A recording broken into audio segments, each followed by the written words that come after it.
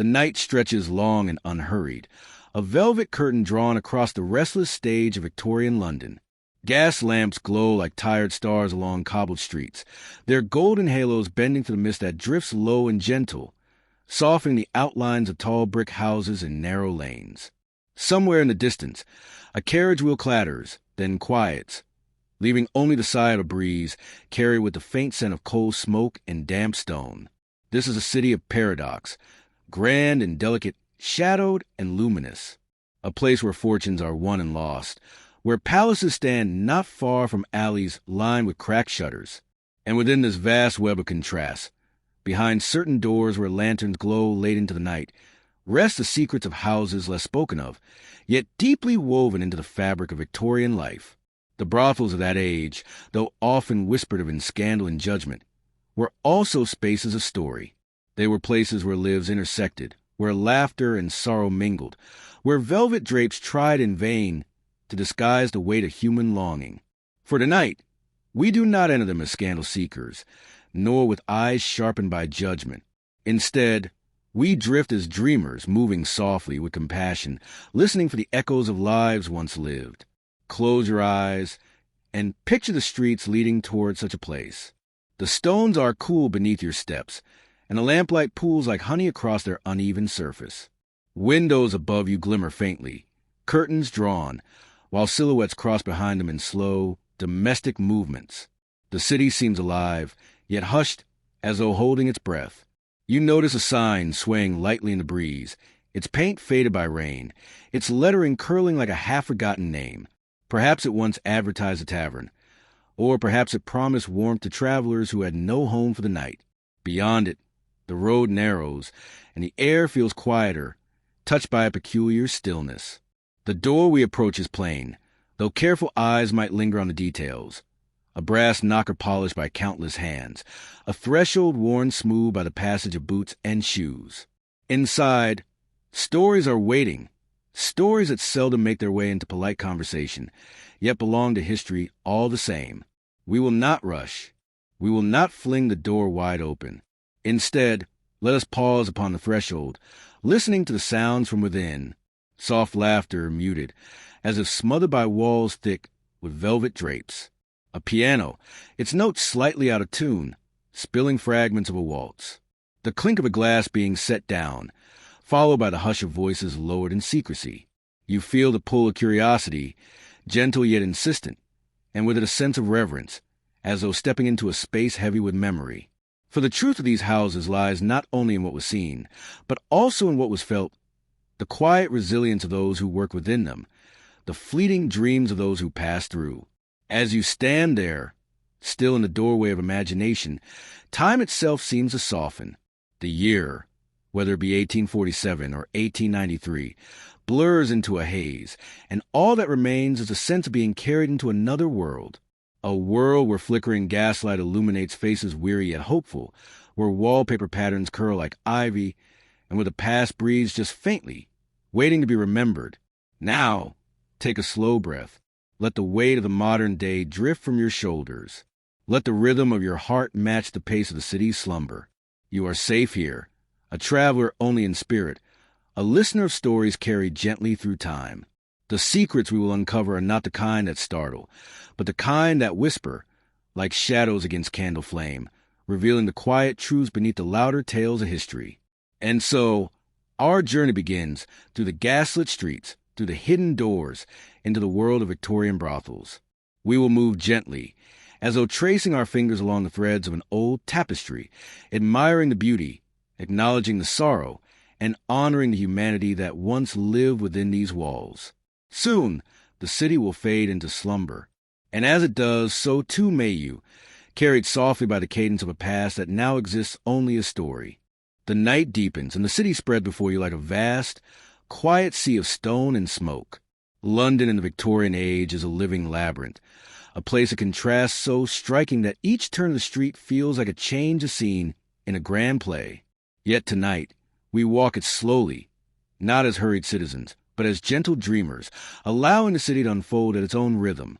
Cobblestones lie cool and damp beneath the hush of mist. Each stone carries a faint echo of countless footsteps, merchants hurrying at dawn, children playing in the afternoon light, and workers trudging home after a long day. But in this hour, most footsteps have stilled. Only the occasional carriage rumbles by, wheels striking sparks against the uneven road. Horses' hooves beat a steady rhythm, fading into the distance until silence returns once more. Gas lamps flicker above, perched on tall black posts that line the streets like quiet guardians. Their flames shimmer within glass casings, halos trembling in the mist. They cast their glow in circles, so that patches of brightness bloom along the street, while shadows linger in between. Walking through them feels like drifting between dream and reality, as though each pool of light is a doorway to another world. Above, the sky is hidden by clouds, thick and low, pressing against the roofs of narrow houses. The scent of coal lingers heavily in the air, mixed with the damp fragrance of rain that fell earlier in the evening.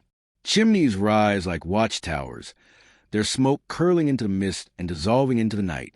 Somewhere, faintly, a clock tower strikes the hour, its sound softened by the fog until it feels less like a chime and more like a distant heartbeat. The streets wind endlessly, weaving through neighborhoods as different from one another as seasons of the year. In the West End, where theaters glow with light and laughter, the air carries a faint echo of violins and applause. Well-dressed figures still emerge from gilded doors, their silk gowns sweeping over polished stone, their laughter ringing like silver bells. For them, the night is still young, filled with promise and delight. Further east, however, the streets narrow and darken. Here the buildings lean close, their bricks darkened by soot, their windows patched with scraps of cloth or left open to the night. The voices that carry through these alleys are quieter, rougher, tinged with weariness. Yet even here, life glimmers. A lantern swings above a tavern door. A song drifts out, sung not by trained performers, but by weary souls seeking warmth. The tune may falter, but its heart is steady, and for those gathered around the fire, it is enough. The city's river winds silently through it all, a ribbon of black glass beneath the faint shimmer of lamps that line its bridges. The Thames moves at its own pace, slow and steady, carried with the reflection of arches, towers, and chimneys. Barges rest moored along its edges, their ropes creaking softly, while gulls perch in stillness, their feathers fluffed against the chill. The river has seen more than any living soul. It has carried whispers of secrets and dreams alike, always flowing, always listening. As you drift further through the city's quiet veins, you notice the small details that often pass unseen in daylight. A shop window with lace curtains pulled tightly closed, its sign faintly glimmering in the lamplight. A child's wooden toy left forgotten near a doorway, damp from the night air. A flower seller's cart tucked beneath an arch, its blooms wilted but still fragrant, the last petals clinging stubbornly. Each of these tells a story, a fragment of a life that once moved through the city stage. Everywhere, silence has a texture of its own.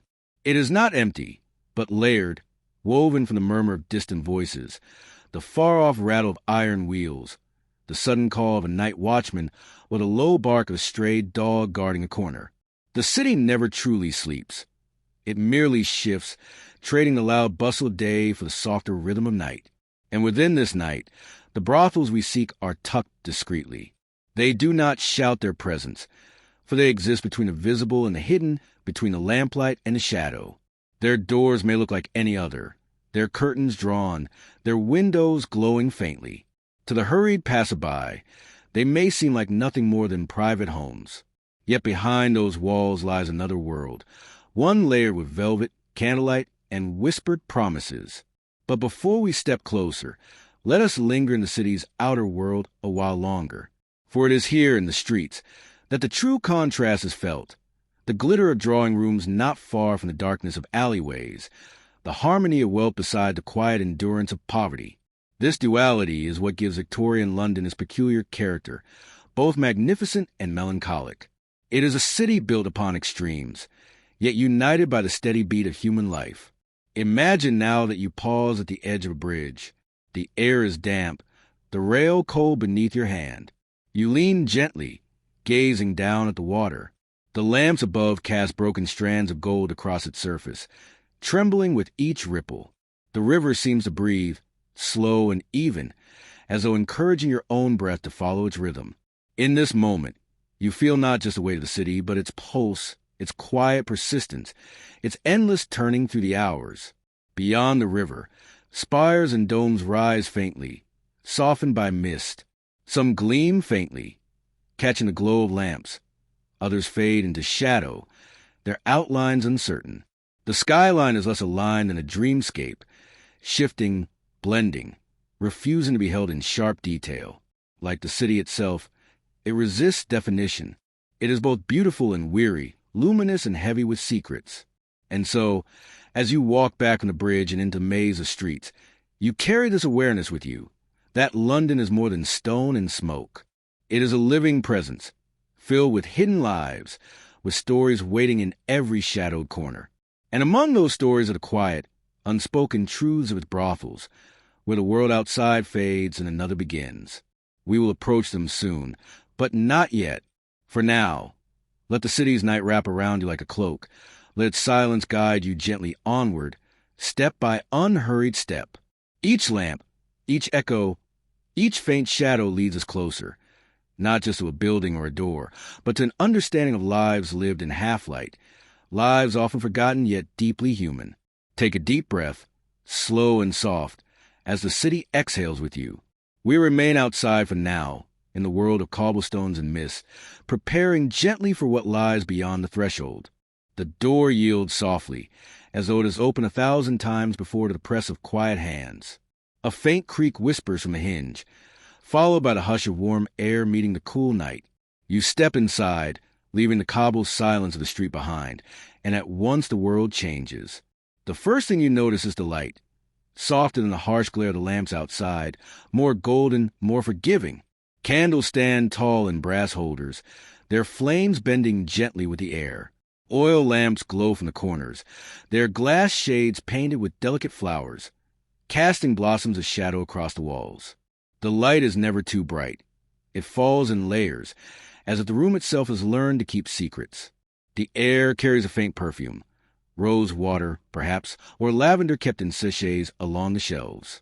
Beneath it lingers the scent of wood polish and faint traces of tobacco smoke, the kind that clings to velvet curtains long after the last pipe has cooled.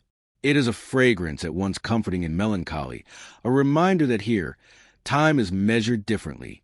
The floorboards creak beneath your step, though thick rugs soften much of sound. Patterns unfurl across them, swirls of crimson, gold, and indigo, designs that echo far-off places. Chairs are arranged in inviting clusters, their upholstery worn by use but still plush. A piano rests against the wall, its ivory keys dull with age, yet still capable of filling a room with song when touched by willing hands. Voices drift like threads of silk through the air. Low conversations ripple from a distant corner, rising and falling like waves against the shore. A laugh, soft and practiced, sparkles briefly before fading. Words are not always clear, but their tones carry warmth, curiosity, and sometimes a faint tremor of longing. These walls have heard countless stories, yet they hold them quietly, releasing only fragments to those who listen closely. Curtains divide the space, heavy drapes of velvet and brocade in deep shades of burgundy and forest green. They sway slightly as people move behind them, offering glimpses of other rooms lit by softer glows.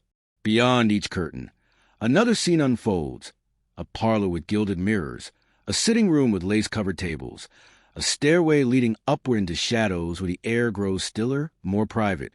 You move gently, not as an intruder, but as a dreamer wandering through memory.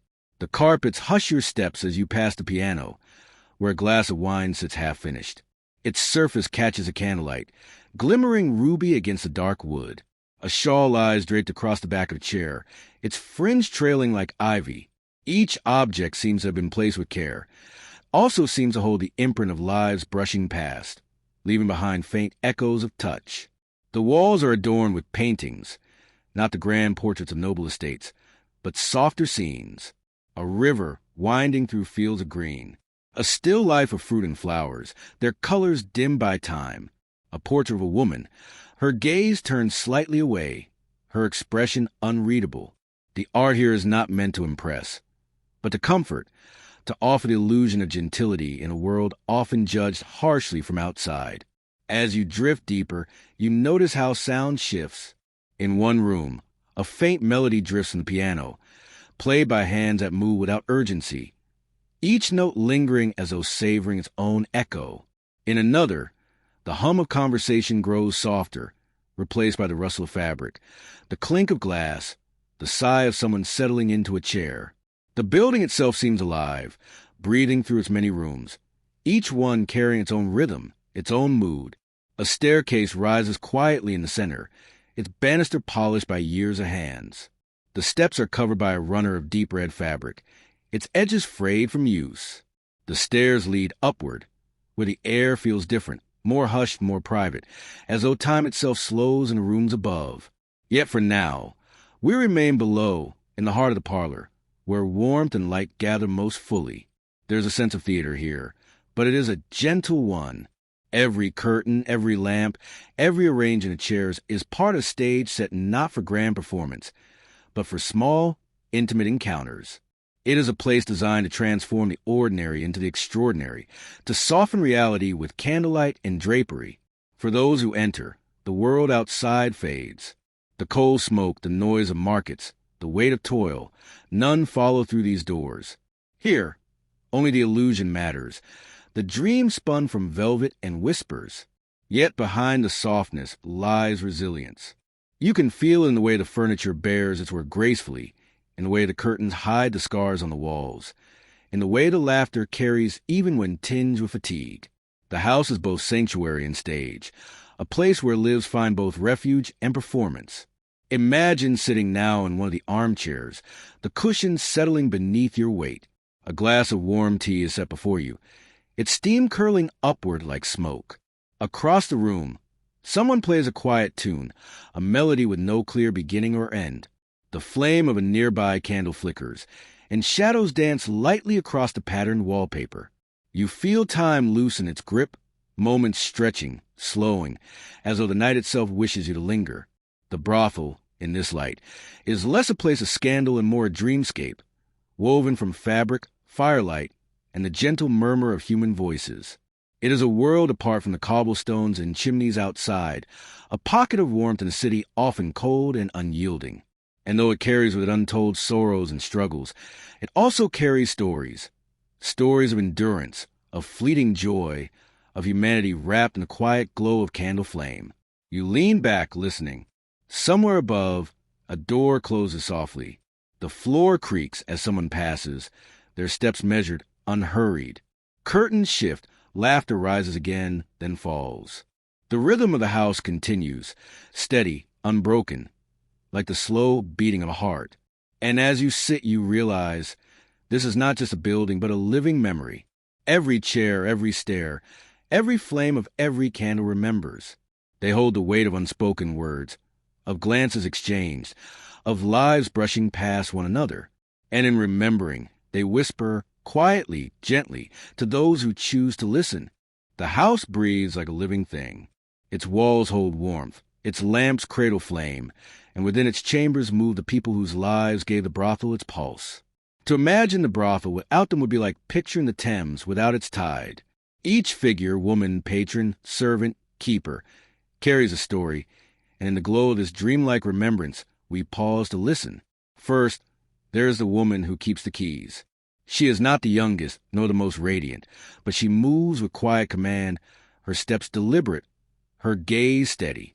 The women call her Madam, though behind closed doors her name might be Eleanor or Margaret, or perhaps something softer. Her hair, once dark, now carries streaks of silver that glimmer in the candlelight. She wears gowns of deep velvet, chosen not for vanity but for the authority they lend her. The weight of the brothel rests on her shoulders, the accounts to balance, the guests to soothe, the disputes to hush before they swell. She has learned to read faces as others read books, to hear what is not spoken, to sense when a smile is genuine and when it masks despair. In her private moments, when the house is quiet and only a single candle lights her desk, she allows herself to remember another life, perhaps a childhood in the countryside, where fields stretched wide and the air smelled of hay, or perhaps her younger years in the city, filled with choices made not out of desire, but of necessity. Those memories come and go like the tide, never bitter, never sweet, but steady reminders of the journey that led her here. For the women, she is part protector, part warden, part teacher. She guides them in the art of conversation, the subtleties of dress, the small gestures that transform survival into elegance. She knows the cost of mistakes in a city that judges harshly, and so she shields them as best she can. When one falls ill, she brings broth and lavender oil. When another grows weary, she grants her a night to rest. Her care is imperfect, bound by the limits of her own strength, but it is care nonetheless. In the stillness of night, when the laughter fades and the last lamp flickers low, she walks the corridors, listening. The creak of the floorboards, the sigh of the drapes, the faint rustle of blankets behind closed doors, all of it tells of the state of her house. And when she finally retires, her thoughts are not of herself, but of the women whose lives are twined with hers. She is the keeper not of secrets, but of survival. In one of the upstairs rooms, where lace curtains frame the window and a small writing desk stands cluttered with ink and paper, lives a young woman whose life once revolved around thread and needle. Her name, perhaps, is Clara. Clara's hands were once swift with fabric, her stitches neat and unerring. As a girl, she worked long hours in a workshop that smelled of starch and iron, her eyes strained by dim light, her back bent over cloth that would be worn by others far wealthier than she. The wages were meager and the days long, but her hands became deft, capable of coaxing beauty out of scraps. When the workshop closed, Clara drifted, first to laundry houses, then to kitchens. Work was never scarce in London, but wages that sustained body and spirit together were harder to find. And so, like many, she stepped to the door of the brothel not as a dreamer, but as a realist. Here, she learned another form of craft. The thread she wove now was conversation. The fabric she shaped was illusion. Her laughter became as carefully tailored as the gowns she once hemmed. Her gestures stitched together into patterns of grace. Clients saw only charm, never the long seam of endurance beneath it. Yet Clara did not abandon her old skill. In her small hours, she still stitched. Torn gowns found their way to her hands, and she mended them by candlelight. Sometimes she embroidered handkerchiefs with flowers, tiny violets, roses, lilies, that she sold quietly to passing tradesmen for a few coins. It was not much, but it gave her a sense of continuity, a thread that bound her past self to her present. In her dreams, she imagines opening a small shop one day, with gowns of her own design displayed in the window. She pictures bolts of fabric in colors as rich as autumn leaves, ribbons cascading from shelves, and her own hands free to create not out of necessity, but out of joy. Whether the dream will come to pass is uncertain, but in the gentle glow of night, it lingers steady as the flame of a lamp. Not all who cross the brothel's threshold come in pursuit of passion. Some arrive seeking company of another kind, company that soothes the loneliness of a city too vast to hold every soul in its embrace. One such figure is Mr. Whitmore, a gentleman of middle years, his hair touched with gray, his coat neatly brushed though faintly worn at the cuffs. He carries himself with the dignity of a man who once held higher station, though his eyes reveal the softness of one long accustomed to solitude. He comes not with the swagger of a libertine, but with the hesitance of a man uncertain of his place. His visits are marked not by urgency, but by conversation. He sits at the piano, playing fragments of old songs, his fingers moving clumsily yet tenderly across the keys. Sometimes he reads aloud from a book of poetry he carries in his coat pocket, his voice low, savoring the lines as though each were a comfort against the silence of his home. The women treat him with kindness, listening as he speaks of memories half forgotten, of gardens once tended, of a wife long past, of journeys undertaken in youth. For them, his presence is a respite from the theatrics of other patrons. For him, the brothel is less a place of sin than a refuge of warmth, where the sound of laughter and the sight of a friendly face remind him that he is not invisible. When he leaves, he always bows with quiet respect, pressing a few coins into the hand of the woman who sat beside him.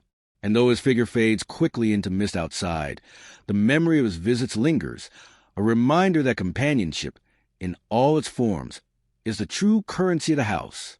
In the corner of the parlor, where shadows gather near the piano, sits a man known only as a musician. His name is rarely spoken, for he prefers silence, letting his instrument speak in his place. Each evening, when the lamps are lit, he takes a seat on the worn wooden stool and begins to play. His fingers move with fluid grace, coaxing melodies from ivory keys that seem to float like smoke through the air. Some tunes are lively, others wistful, but all carry a tenderness that hushes the room. For the women, his music is both comfort and escape. When weariness weighs upon them, they let the notes lift them into another world, where cobblestones and judgment fall away. For the patrons, the melodies set the mood, sometimes brightening conversation, sometimes softening it into reflection. No one knows much of his life. Some say he was once a church organist, others that he played in theaters before illness dimmed his voice. Whatever his past, it remains unwritten here. What matters is his presence, steady and enduring, like the heartbeat of the house. And when the night grows late and the last patrons depart, he lingers at the piano, fingers tracing soft lullabies into the silence.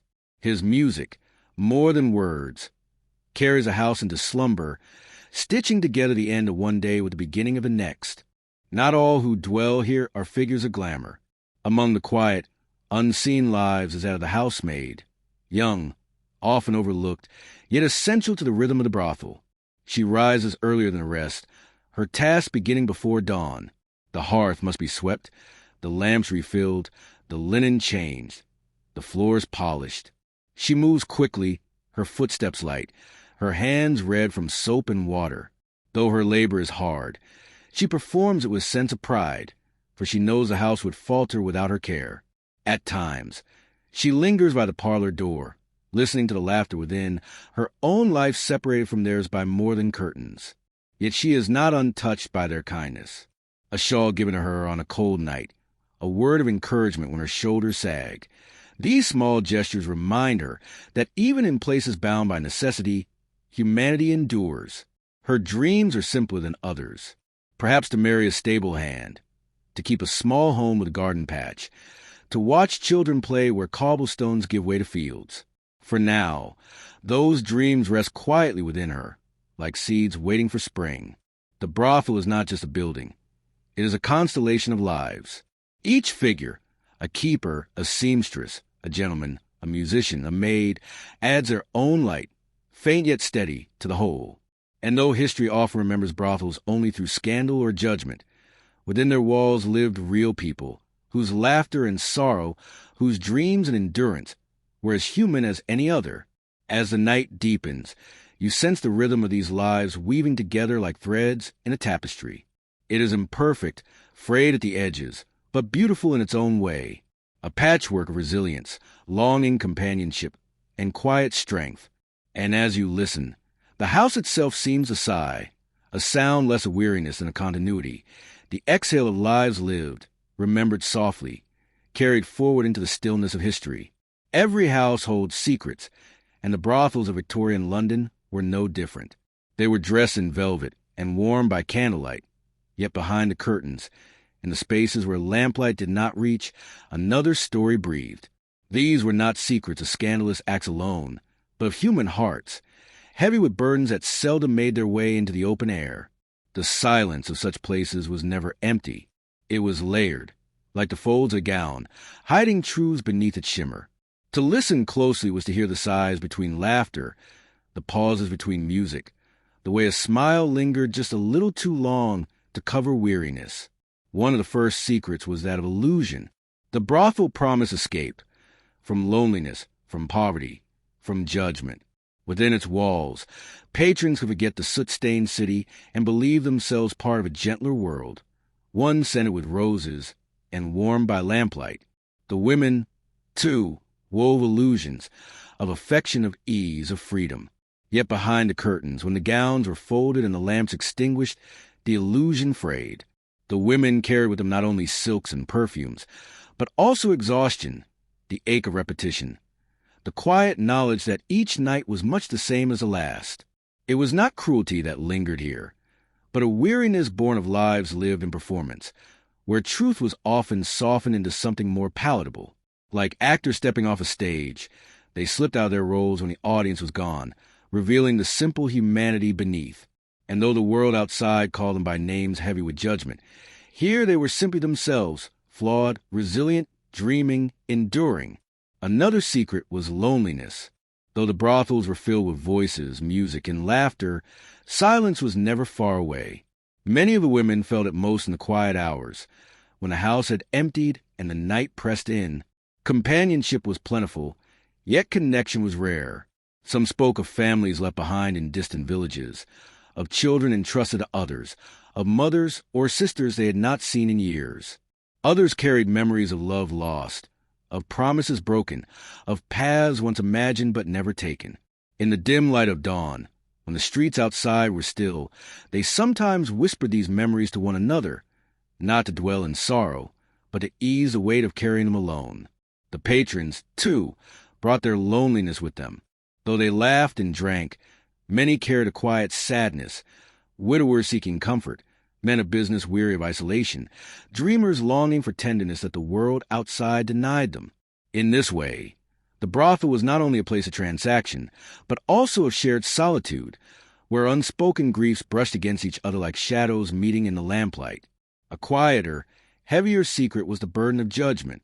Beyond the brothel's doors, society condemned what it quietly sustained. Newspapers wrote with scorn, reformers preached with fervor, and polite society averted its gaze. Yet the same society that disapproved in daylight found its way to these houses by night. For the women, the weight of this contradiction was constant. Outside, they were often invisible or unwelcome. Inside, they were sought after and adorned. The brothel was both sanctuary and prison, shielding them from hunger, yet binding them in stigma. This tension lived in every curtain, every candle, every shadow that lingered just a moment too long. And yet, within the judgment, there was resilience. The women learned to walk with their heads high, to carve dignity from a world that tried to deny it. Their strength was not always recognized, but it was real, steady as the beams that held the house upright. Perhaps the deepest secret was sorrow itself. Sorrow so quiet they were almost invisible. They were not always grand tragedies, but small, constant griefs. The ache of separation, the fear of illness, the longing for a different life. Each sorrow was like a drop of ink in water, spreading slowly, darkening the whole. Yet even within sorrow, there was tenderness. The women cared for one another in small, unspoken ways.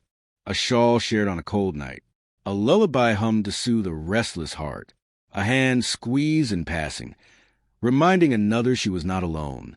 These gestures, though small, were the lanterns that lit their way through the shadows. Beneath all other secrets lay one truth: survival.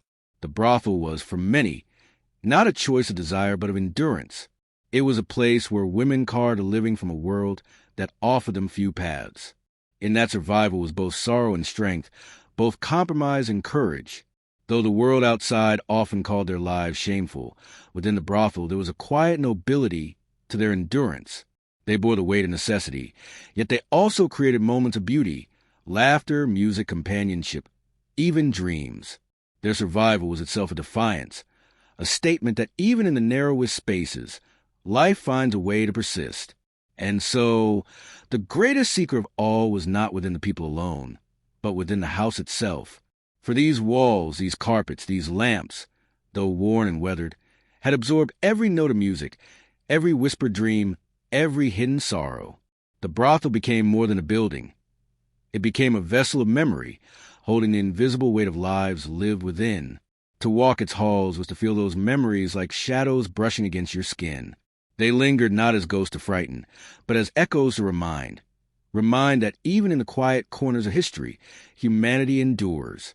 In the end, the brothel's secrets were not monstrous tales of cruelty alone, but gentler truths of longing, illusion, loneliness, and resilience. They were the secrets of human beings navigating a world that often gave them little choice. As you sit once more in the parlor, the candlelight flickering against the velvet drapes, you realize that the true story of these houses is not written in scandal, but in silence. It is the silence that speaks, the silence between laughter, the silence after music fades, the silence that holds all the unspoken truths. And in listening to that silence, you find not horror, but humanity. Night never lingers forever. However deep the shadows, however long the hours, there always comes a moment when the world begins to stir, and the light of day gathers at the horizon. So it was in Victorian London, even in the brothels that thrived by night. As the city slept, time pressed onward, unhurried and unyielding. The candles burned lower, their wax pooling in quiet rivers. Music faded into memory. Voices that once rose with laughter now softened into whispers, and then into silence. The velvet curtains, heavy with the scent of perfume, hung still at last. Outside, the streets began to change. The mist that clung to the cobblestones thinned as the first blush of dawn spread across the sky. Carriages gave way to carts, their wooden wheels creaking under loads of bread, milk, and firewood. The air, once thick with smoke and ale, grew cool and damp, carried with it the faint promise of a new day. From windows high above, a pale light slipped in, brushing against the walls like a gentle hand. It touched the worn carpets, the gilded mirrors, the empty glasses left on tables, and revealed them for what they truly were, not emblems of eternal glamour, but objects passing through time, slowly yielding to wear. The women, too, felt the approach of morning. Some drifted into slumber, their laughter from hours before now softened into steady breaths. Others sat quietly at mirrors, brushing out their hair with slow, patient strokes, as though each motion smoothed away the burdens of the night. For them, morning was neither escape nor threat. It was simply another turn in the endless circle of days. Time is a curious way of holding on and letting go. For all its noise and motion, the city forgets quickly. The men who visited by night returned to their roles by day, stepping once more into offices, shops, and parlors. Their secrets remained hidden behind collars and polished boots, folded neatly into silence. Yet even as the city seemed to forget, memory lingered. It clung to the walls of those houses, to the stones of those streets. Each doorway, each lantern, each window became part of a quiet archive, holding fragments of what had passed. History, though softened by time, still remembered in whispers. The brothels themselves were never meant to be eternal. They rose and fell with fortunes, shifting with laws, with economies, with the tides of public opinion. Some crumbled into disrepair. Others were remade into boarding houses or shops. Yet in their foundations, the stories lingered. A laugh caught in a stairwell, a footprint in worn floorboards, a mark left where a candlestick once stood. The Victorian era itself was but one season. What seemed permanent in its own time was, in truth, as fleeting as the night. The great houses, the bustling taverns, the echoing churches, and yes, the hidden brothels, all of them were chapters, not endings. As decades passed, the lamps that once lined the streets were replaced, the carriages gave way to trams, and trams to buses. The fashions of silk and satin were boxed away, replaced by others just as proud, just as temporary. The women and men who once walked those halls became names and registers, then faded ink, and finally, silence. But if you stand in certain corners of London, even today, you may feel it, that subtle echo of another time. The city is layered like a palimpsest, each generation writing its story over the last, yet never erasing it completely. Beneath the rush of modern life, the past breathes still, quiet but enduring. With the passing of time comes a kind of mercy. What once was raw and immediate, loneliness, judgment, survival, softens when held across centuries. The sorrow remains, but it no longer burns. It settles into something quieter, something reflective. The women of those houses, judged harshly in their own day, now appear differently through the lens of history. Where once society saw scandal, we now see resilience. Where once there was condemnation, there is now curiosity, even reverence. Distance allows us to listen more gently, to understand more deeply, to honor what was endured. Time, in this way, transforms even the darkest nights into stories worth telling, not to sensationalize, but to remember with compassion. The story of Victorian brothels, like the story of the city itself, is one of rhythm, night and day, laughter and silence, judgment and understanding. Each follows the other, as surely as the tide follows the moon. And just as dawn follows night, So too does history soften what once was sharp. The secrets that once hid in shadows now rest in memory, their edges worn smooth by the passing years. They remain, not to haunt, but to remind us of the humanity woven through every corner of the past. The night has ended. The candles are out, and the brothels of Victorian London stand quiet once more. Outside, the city wakes. The sound of footsteps grows steady. The air fills with birdsong, and the world begins again. And as morning light spills across the rooftops, the secrets of the night do not vanish. They drift into memory, carried forward not as scandal, but as part of a great, unending story of time. The story is nearly at its end, though in truth, such stories never end. They are threads in a tapestry woven into the fabric of history, carried quietly from one age to the next. The brothels of Victorian London, with all their shadows and secrets, now belong to the past. Yet their echoes linger, soft and low, like the final notes of song. As you rest here, in the gentle hush that follows dawn, you may feel those echoes surrounding you. Not heavy, not haunting, but tender, like whispers of a time long gone. They remind us that history is not made only of kings and battles, but of ordinary lives, lived in quiet perseverance. Close your eyes for a moment and picture the city once more. The cobblestones glisten with dew, the street lamps stand dim in the early light, and the river flows steadily, as it has for centuries. Somewhere, the laughter of the night has faded into silence. Somewhere, a window has been shut, a curtain drawn, a candle snuffed out. The city continues on, carrying countless stories within its bricks and bridges. Some are remembered in books, others in songs, many more only in silence.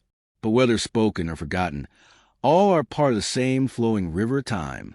As you drift, you can let that city grow distant.